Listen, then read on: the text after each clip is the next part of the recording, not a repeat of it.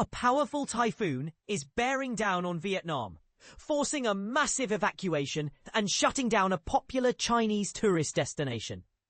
Vietnam is preparing for the worst as Typhoon Kajiki intensifies, with plans to evacuate over 500,000 people and keep boats ashore.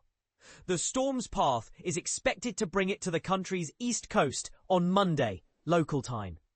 Earlier predictions had the typhoon merely brushing past China's Hainan island, but as of Sunday, Kajiki has gained significant strength.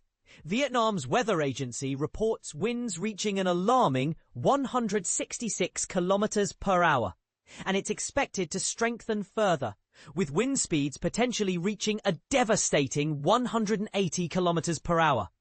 This situation is incredibly dangerous, posing a threat to all vessels and structures, including tourism and fishing boats, as well as aquaculture facilities, warned Vietnamese disaster authorities.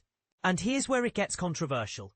Vietnam's government is drawing comparisons between Kajiki and Typhoon Yagi, which struck the country less than a year ago, causing widespread devastation.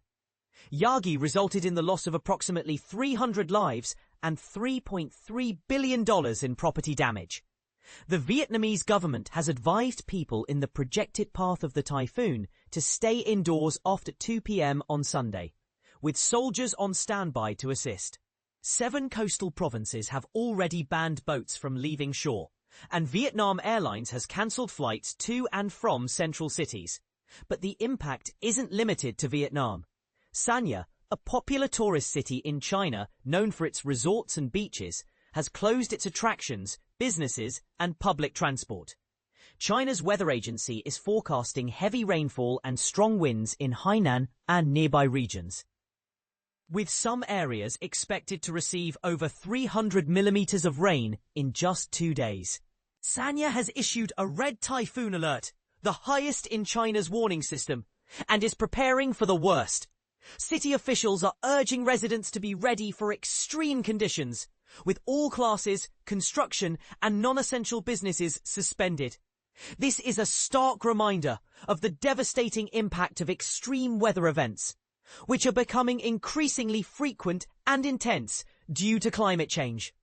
Last month alone, natural disasters in China caused over $11 billion in economic losses and resulted in hundreds of deaths and missing persons.